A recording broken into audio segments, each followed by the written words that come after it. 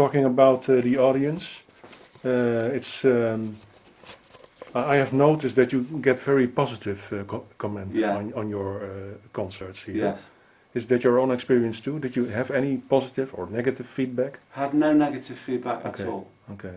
It's always good. I mean, the press. I've only seen a bit of press, but it's been really very good. Yeah. Yeah.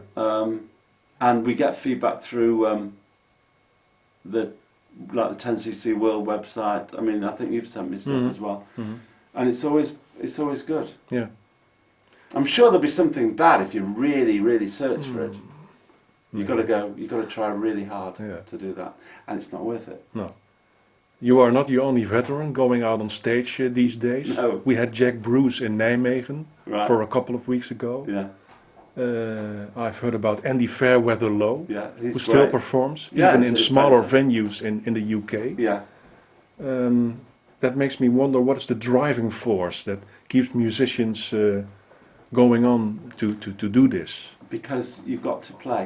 Is That's as simple as that. Yeah. It's the same feeling I had when I was a young teenager. Wanted to be in a band, wanted to play.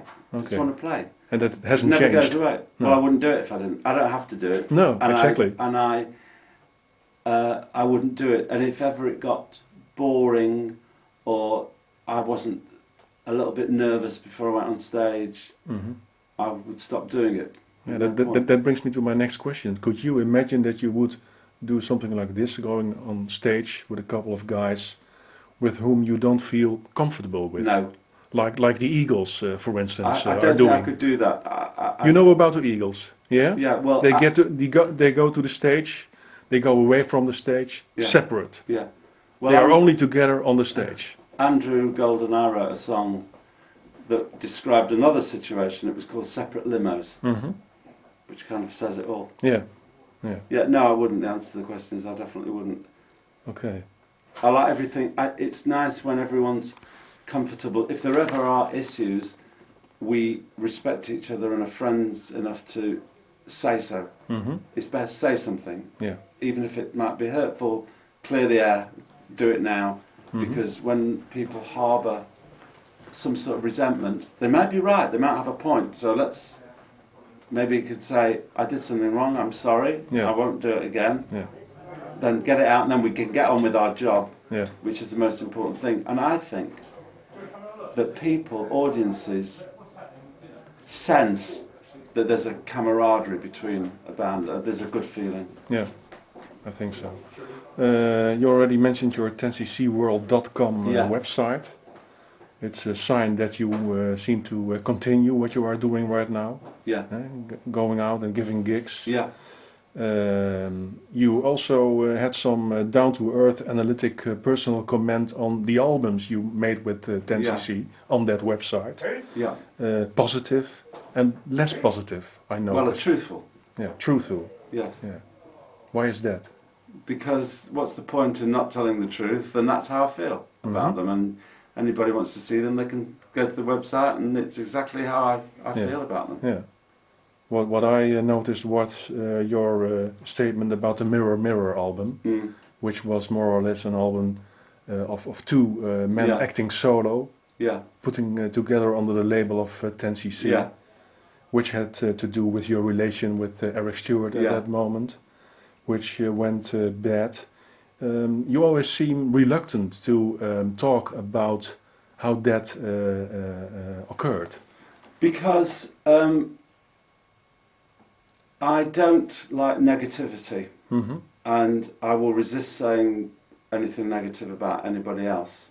Okay. And I'm not the sort of person that I tend to talk. There's too many good things to talk about, but I understand why people are fascinated with bad news. Yeah.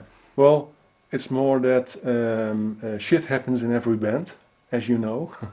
Yes, it does. And for the record of 10cc history, it might be interesting to know something more about it. Is it a Gilmore's Water situation, for instance, that happened someday in 10cc, or?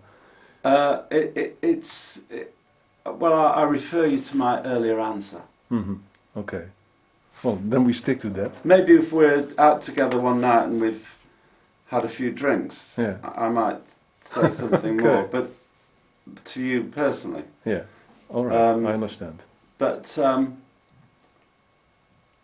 I just find it a situation that was a real shame. Okay. I think, but life goes on. Life goes on. That's right.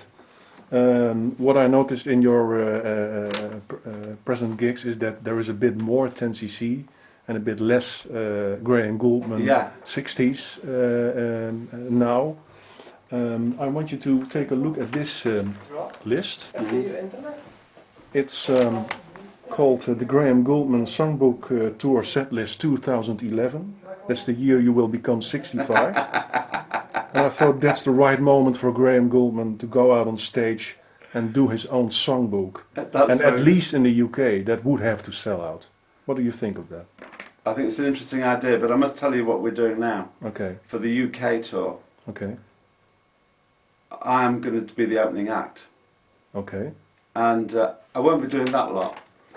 Okay. But what we do 7 songs, and it means that I can do some of those songs, and the boys join me as well for some of them. Mm-hmm. And there's 2 that I do on my own. And then the 10cc set is almost pure 10cc. All right. With one exception. With one exception? Yeah. And that is? Bridge to Your Heart. Bridge to Your Heart, okay. Because, and that was put in for a kind of a practical reason in a way. First of all, people really enjoy it, and we always get a real positive response to it. Mm-hmm.